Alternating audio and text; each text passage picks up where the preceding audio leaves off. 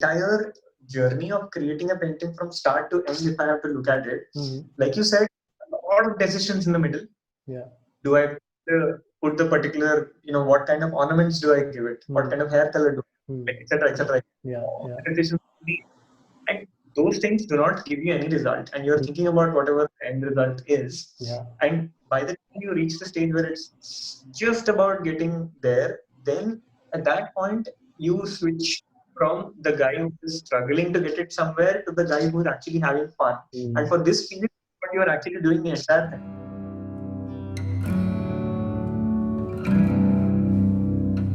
Hello everyone. So today in our episode of Real and Vulnerable, we have with us Venkatesh Paspureddy. He is a illustrator. He is a well-known YouTube creator and my very good friend. So Venkatesh, so for the viewers, can you give us a little bit background about yourself? Basically, I had a very unconventional journey to becoming an artist. I was born and raised in West Bengal. There, it was considered a hobby, and even during my childhood, my idea was always that I would take it up as a hobby, probably do it on the side while I'm working. And that time, during school days specifically, it was always the engineering bug, right? All the parents, everybody wanted their kids to be engineers, and the IIT JEE preparation and the AIEEE preparation. I did all of that. Because of which I had to give up on art for a significant amount of time. For almost 7 years, I didn't do any art. Any art in the sense, not regularly, right? Then I wanted to make a switch. Wanted to go back to some kind of a creative field. After engineering from NIT Raipur, I went and did my MBA again from IIM Kozhikode, thinking that would give me the answers. But then after that, the usual route was going to a corporate job, taking up a social media marketing career. That wasn't really fulfilling me in the true sense, so to say. So that is when I thought, why not take the plunge and do the thing that I really love the most? So you spoke about coming from this traditional, educational background and going into a non-conventional career. So what was basically the sort of both internal and external struggles that you had faced in this switch? Because it's not easy to sort of leave the paved path to go into something which is sort of uncertain, but maybe something that you want. So what was the internal and the external struggle about? At that stage, my motivation, in a sense, came from my frustration from the job. At that time, I was in a state where I was thinking there is so much more to me. I'm not able to utilize that. And I kind of channelized that frustration that I had to push me in the direction where I was thinking, why not use this energy and build something with it? And obviously, there is a lot of uncertainty. There is a lot of fear. In fact, like I'm scared. I'm scared all the time. It's like it's always there. And I don't think that is not there even when you are in a job for that matter. People fear things in a different way, in a different setting. And that fear is a little different than what you experience if you are in an uncertain, uncharted territory, if you're just exploring and creating something for your own. But I would say that once you take the plunge or once you take that first step, the path kind of forms on its own. It's very weird when I talk about it now. Probably not many people will relate if they are not in a situation that I am in.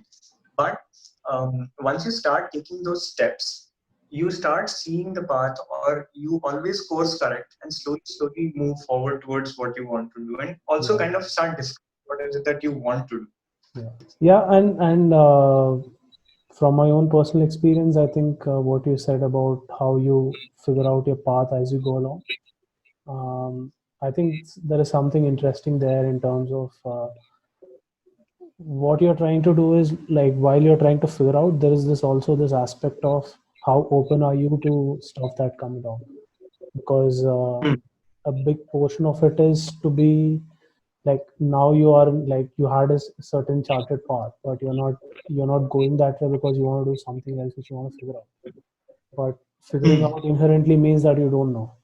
But if you go out with this connotation that you know and you insist on going and doing it in a certain way, and you're not open to the other things that are coming along, it Yeah, becomes yeah, yeah. way harder. And I've done those mistakes and I've seen it for myself, and sort of come to that understanding to be just open about stuff.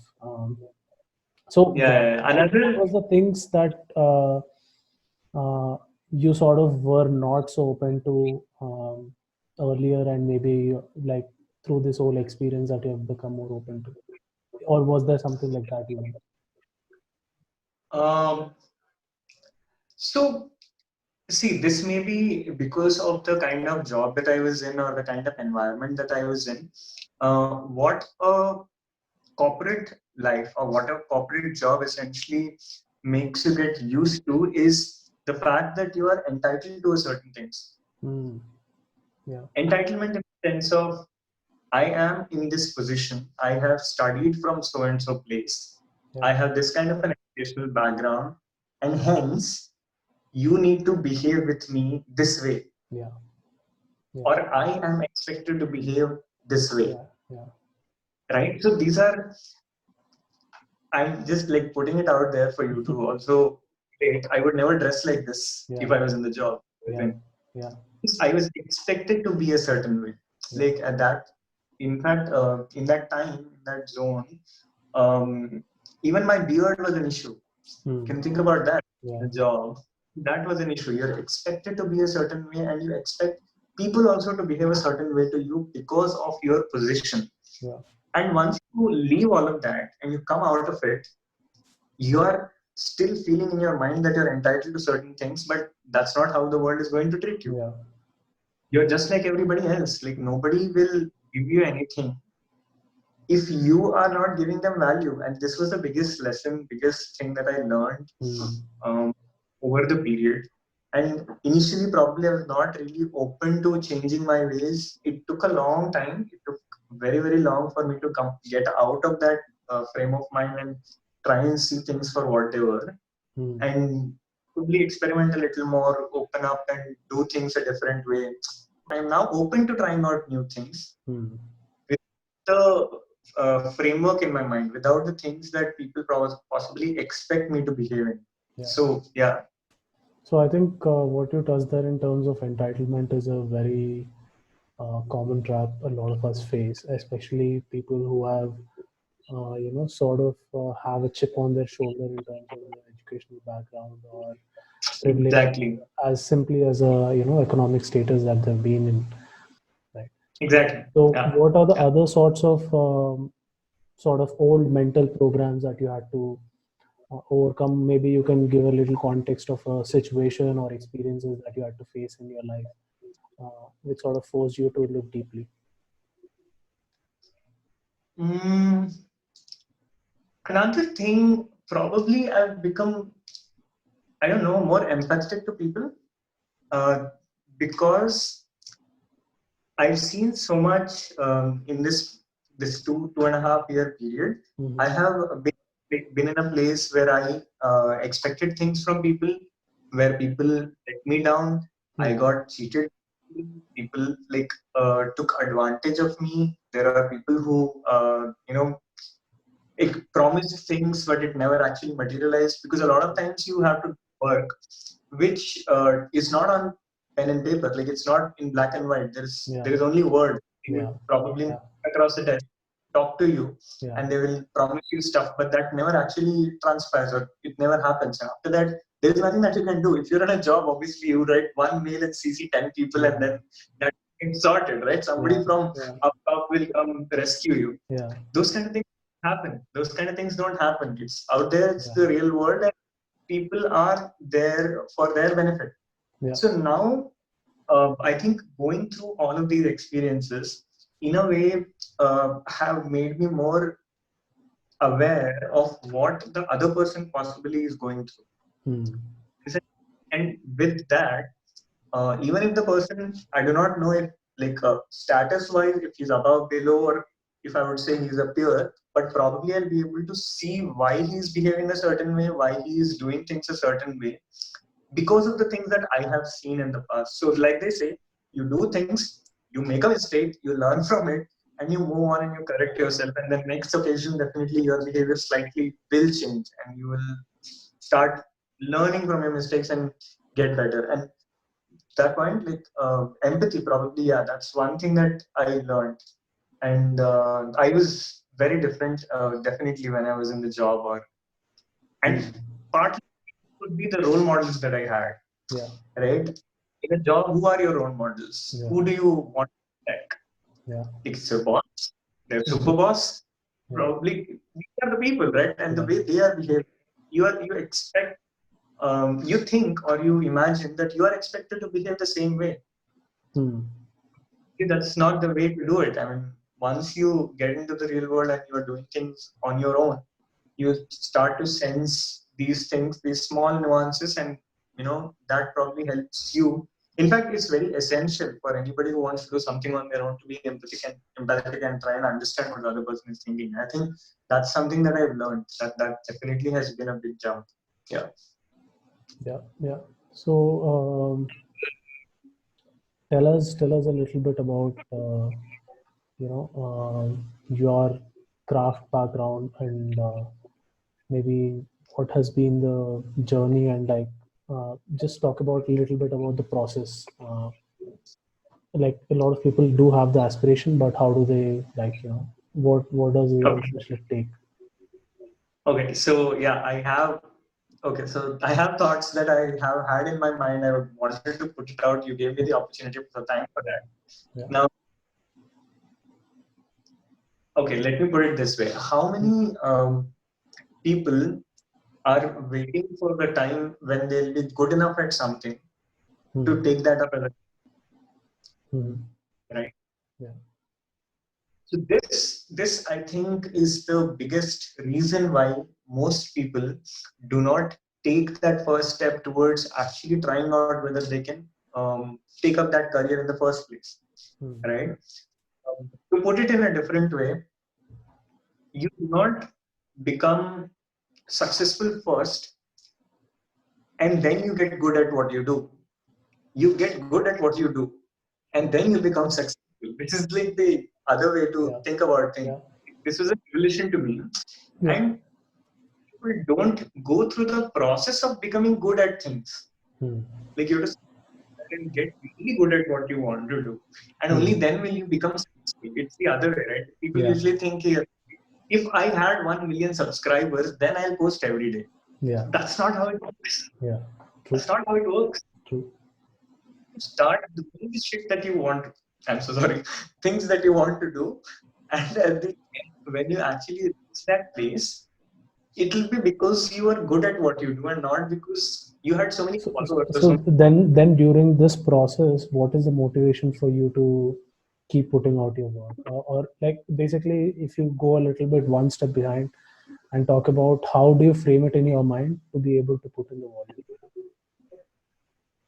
So the way I look at it, okay, so this is where the entire conversation pivots on the point that you need to really, really love what you do. Now, if you love the stuff that you do, if you really do, it will be for the process that you will do it. Yeah. Like, you are doing it because, dude, I absolutely love whatever you're seeing on the screen, whatever you see here, the shiny stuff, it actually attracts me, and I want to really feel like, what if I put another color into this? How will it look? Like, this never existed. So I want to do that, and I want to see how it looks. And when I do something like that, and then I want to show it to the world, see, this is what I made. That process is what I really love. Like, that's something that keeps bringing me back over and over. And if for process I do it, then it will not be a challenge doing it every day. Like, if I, first, specifically for my craft, the thing that I do, I start painting and I completely lose track of time and space or whatever. Like, I completely get zoned in and I flow with the thing, and that feeling is what I do it for. Now, if I really love it that much, then I would possibly not need an external reason for me to be doing that. And I think I try to be really, really naive about things, and I just take in whatever the successful people have already said. They say, do what you love. what I love. Yeah. They say be consistent. Yeah. I'm doing it consistently. Yeah. I'm doing it, and I'm doing it for the reason that I want to get better at it. Yeah. Like if I keep doing it over and over, and keep getting better and better, my goal is never achieved. Like I will always keep trying to get better. Like today I'm at a certain level. Yeah. 1 year from now, I will probably be at another level, and from there I'll have another target to achieve. So I am constantly moving towards my target in that sense, in terms of my skill. Mm-hmm. So, and everything else that happens around it is incidental. Like whoever is coming to me, opportunities come my way, some collaboration with celebrities do happen, or things fall into place, and all of that, the base or the foundation happens to be your skill that you're building. Like anybody, if it's the biggest viewers that you see, even if it's the biggest artists that you see, it's the number of hours that they put into the craft that makes them really. True. And like that's sort of the similar thing in any field, right? Like even when you talk about poker, a lot of people would want the success, but they're not necessarily willing to put in the grind. And Exactly. And sort of I have been a victim of it myself, and then the way around I've come about to put in the volume is by actually just getting into the process of like you want to be a very good player, but if you're not willing into putting the things that you want to do to get to that stage, then it's never going to happen. And then there's a lot of struggle in not being able to reach there, and then there's a lot of pain involved in that. So I think like underlyingly what you said about loving what you do, I think I would look at it in this way that emotion, you can leverage emotion too, but also a certain amount of commitment for whatever. Like it could be emotional reason, Of course. It's some sort of a commitment that you are willing to put in the work for that thing that you want to get. Yeah. So, like I said, that commitment partly for me comes from the people that I get inspired by. Like, for instance, I have people that I follow on social media, whose works I constantly keep looking at, and I'm really wowed by their work. Now, my pursuit is constantly to be as good as them.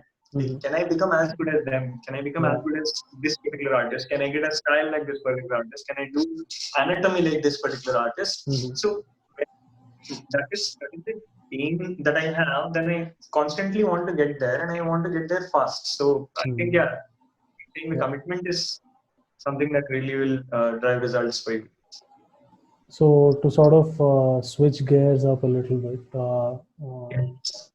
what is the most sort of painful lesson that you had to learn, and what was like, give us a little bit context and maybe share that. Painful lesson. So I actually touched upon it a little bit earlier, but I probably want to elaborate on that part again. When you're on your own, one thing is you look at, or you're thinking about things in a very optimistic manner, right? But at the same time, you need to know the difference when it is wishful thinking versus being optimistic, right? If you are just plain expecting things to turn your way, and when they don't, you get really bogged down by that fact, and you do not bounce back immediately. There is no systems in place to make sure that you do. It's very, very difficult.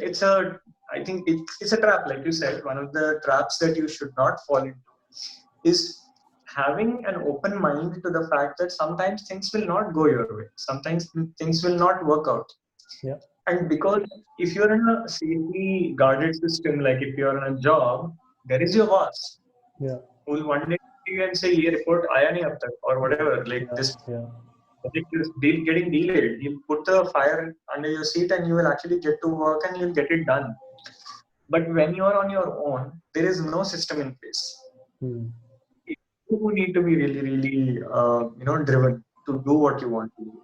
Like if you are slacking off for say 2 to 3 days, it's possibly okay to get out of something and probably taking things a little slow. But knowing when to bounce back and get back into the grind is, I think, very, very important. There was in this 2 months period, there was a 3 month, 2 years period. There was a 3 month period where I was like zero activity. I was not able to do anything. I was just not able to even pick up the stylus and paint because of certain things that. What was the reason during that time, like for you to be in that state? So it was a mix of personal and professional reasons. Some part because the kind of work that I was doing was not yielding results immediately in that period. It was not giving me the results that I was expecting. I was thinking that it will be very, very fast and I will start today and tomorrow people will start lining up and I'll be signing autographs outside my house, whatever. But that was not how it was going to be. Like it is not how the world is. You have to go through the grind for the grind's sake and for loving the process, like I said. But also, you need to be very, very clear that things take time and have to be really patient with things. I think this many people will tell you, all the super successful people in the world will tell you, things take time. And have a plan and move towards it rather than jumping into something thinking you'll get very quick results and then getting disappointed that this isn't working out. I mean, that's a sure shot recipe for disaster. I think like there is basically a very good parallel that I can draw in context of poker that so in my viewpoint, like poker is basically a microcosm of whole life, like because what happens in general life is like you take a decision, right, and then you get a feedback after that decision plays its role, right, and then you take a job, you invest 2-3 years into it, and then you get an output, and then you start to evaluate what happened and what didn't work out, what worked out. In that sense, poker is just like in a single day you get to take so many decisions, and then of these decisions give you feedback in terms of whether your thought process was right or wrong. But just like in life, there is variance which gives you the output. So actually, I can relate to a lot of things that you're saying. So you never really know whether the output was because of the decision that you made or because of the variance that you encountered. So in this context, what happens typically is when people play, right? When people play, they face variance, which is like bad run of cards or something like that, where they don't get what they want essentially in so many ways. That's what you're talking about. You don't get what you want, and that sort of demotivates you to, and then because you have invested so much energy in validation.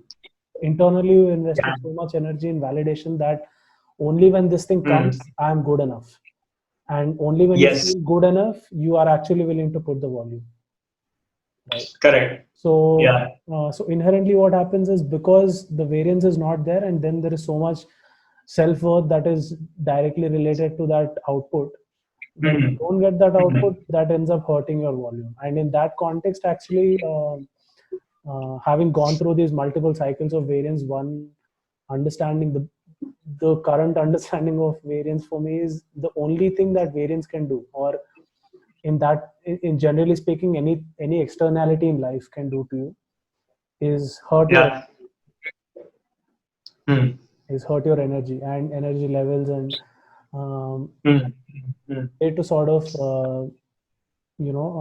keep yourself shielded from it or not let it affect you that much is by sort of what you're really seeking from all these things, and go deeper and seek because when you are there, when you are something else, when you are not playing poker or you're not being an artist, when like you're 3-year-old, you are still happy, very energetic, and at that time your self-worth was not driven from all this stuff. Somewhere you expectation systems, self-validation systems from it, and it's hurting you. And so when I went through this sort of a cycle, the main realization was end of the day is that firstly, you have assumed that you are a very good player, and then you know that in the context of the bigger picture, you are nowhere, right? But then that whole idea of, that because you've created a bubble and then that bubble breaks, and then कि ठीक है, मतलब Correct. that is not even something that I need to protect because वो है ही नहीं. So then That's true. you don't fall into the realm of seeking energy from that and that sort of a thing. But what So is just reality? to add to what you said, Yeah. like how you were talking about the process, right, and the Yeah. decisions that you like. For me, if I have to equate the process of making an artwork, for me that's my Yeah. primary thing that I do, right? So if I look at that, I keep thinking because I have a lot of time to think when I'm Yeah. painting. Yeah. We have time for is thinking. Yeah. I'm constantly sitting looking at one image, and I'm constantly like Yeah. in my mind they're running at 100 miles per hour, and I'm thinking of this stuff. So I always look at it this way. Even the process of painting, for that matter, for the initial 80% of the time, the 80-20 rule applies, right? 80% of the time, it sucks. It looks really. Nobody will appreciate it. Yeah. Like it's not good. It's not appealing. Yeah. But that's where the foundation is. Like you build it from there, Yeah. and then it reaches a certain stage where it is its shape, and then after that you start having fun. And after the entire journey of creating a painting from start to end, if I have to look at it, like you said, a lot of decisions in the middle. Yeah. Do I put the particular, what kind of ornaments do I give it? What kind of hair color do I, etc., etc. Yeah. And those things do not give you any result, and you're thinking about whatever the end result is. Yeah. And by the time you reach the stage where it's just about getting there, then at that point you switch from the guy who is struggling to get it somewhere to the guy who is actually having fun. And for this period, what you are actually doing the entire thing. True. At the same time, this part as well. It's not that you don't enjoy, but it doesn't look good to the outside world. Yeah. Yeah. I think like in that sense, because eventually if you go deeper into anything, like any craft or anything, like, so this is a feeling that I had towards poker earlier, but now more and more I'm convinced that it is true with everything else also, or anything actually, where if you first is there is craft that you need to learn, or first is you learn games, like the rules of the game, and then you start learning the craft of the game. And then everything, if you go deeper, you face yourself only at the end of it. These are things that help. That's my wife, for that matter, is supportive. She has been like that pillar of strength. Yeah, you need to have that kind of a support system which helps you get through these things. The way I look at it is just like warm. So if you're feeling cold, you want to go near a fire.